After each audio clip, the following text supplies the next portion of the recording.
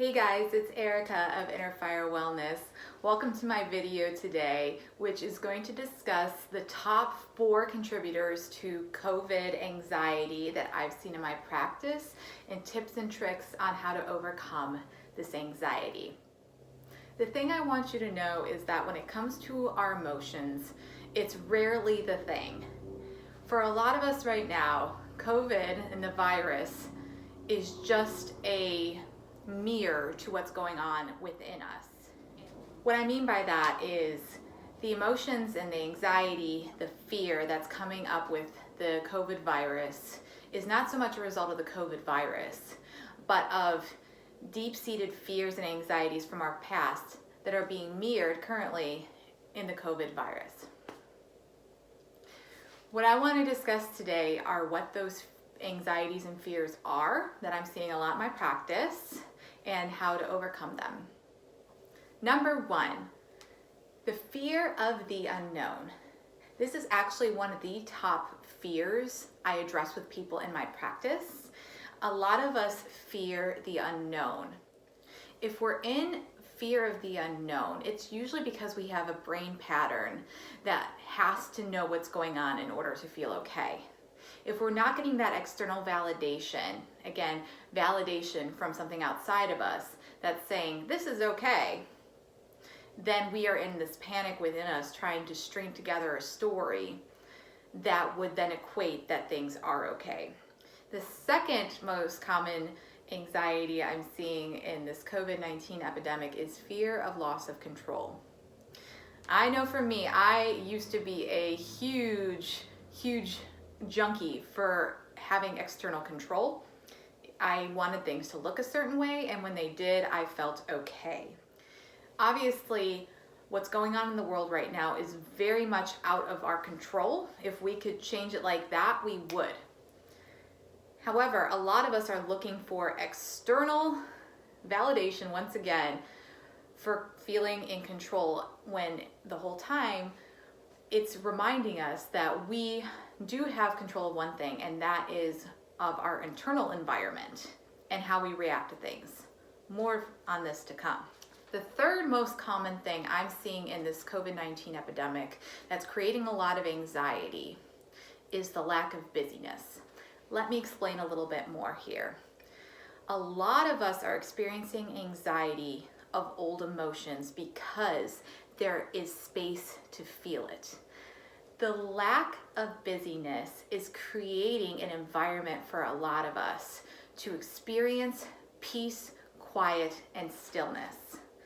When we experience peace, quiet, and stillness, it's like our to-do list of things before, which were to feel certain emotions, are now in the forefront. For a lot of us, we're going to work, we're taking care of the kids, we got the dog, we got the tasks, the projects, and the list goes on and on.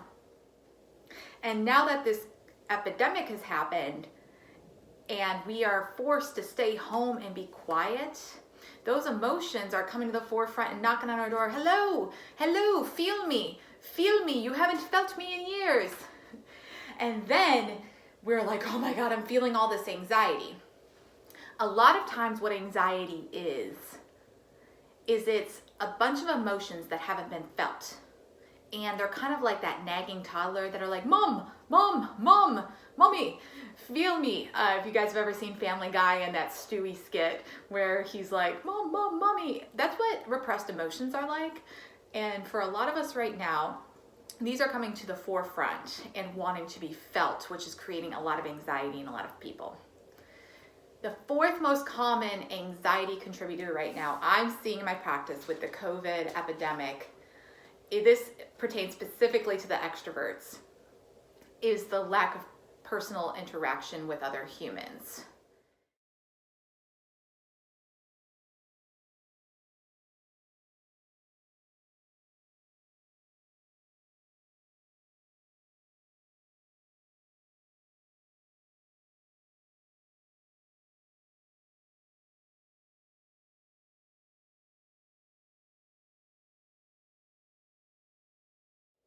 I have a few tips and tricks of how to overcome these anxieties surrounding this epidemic.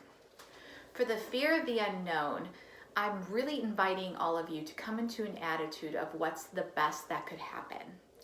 Perspective changes everything. If you're finding yourself surrounding your mind with the fear of what could go wrong, what's the worst that could happen, catastrophizing, stop, recognize what's going on, and ask yourself, how can I reframe this? For fear of the unknown, one of the best antidotes I've found is coming from a perspective of what's the best that could happen and how is this happening for me? When you can put your energy into what's the best that could happen and how this is serving you, it's gonna help create an environment in the future that is more likable for you. For fear of loss of control, I've found that the 3 M's work for me. One is meditation, the other one is mantras, and the other one is manifesting. For some of us, meditating in silence is best. Maybe you really would prefer a guided meditation or a walking meditation. Whatever it is, spend some time meditating so that you can work on fixing your internal environment and stop worrying about the external environment. Mantras are great. I use them a lot during my meditations. These are things like, I am safe. I'm in control of my internal environment. I'm in control of how I feel. I feel happy. I can be safe. I can be joyful. Whatever positive mantras are going to contribute to you feeling present, grounded in the moment right now, do that. The ones I've been reciting with clients the most recently are, I am safe, I can find joy and happiness in the now. You can write these down or do them in your meditations, up to you. The last one is manifesting. This ties back into what's the best that could happen. Spend time focusing on what you want your future to look like. How can this epidemic change your life for the better? Again, if you can focus on the positive, that brings fuel to you providing a more positive future for yourself. For those of us who are struggling with the lack of busy and therefore have a lot of space to feel things that haven't been felt, it's really important to feel and not turn to some other numbing mechanism to repress these emotions. These emotions are coming to the surface for a reason. Some ways that can really help you get in touch with your emotions are journaling. I tell clients all the time, you don't have to be good at it. You just need to start writing and see what comes out. Trust your ability to start to unearth your emotions. It may also be helpful to talk to a trusted professional. Click the link in the description to learn more about my remote and online practice. For extroverts who are really struggling with the peace and quiet and therefore a lot of repressed emotions are coming up, this is your time to shine and learn how to be with you. I love you. You're wonderful. Thank you for spending time with me. It's maybe hard to spend time with yourself, but what helps is being kind to yourself, honoring the time with yourself, knowing that you're not alone in this. It's okay to talk to people during this time, but realize that this time is a great opportunity for you to be able to thrive in alone time with yourself. It's really important to talk to your anxiety. What emotions are coming up for you? A great way to do this is talking to your inner children.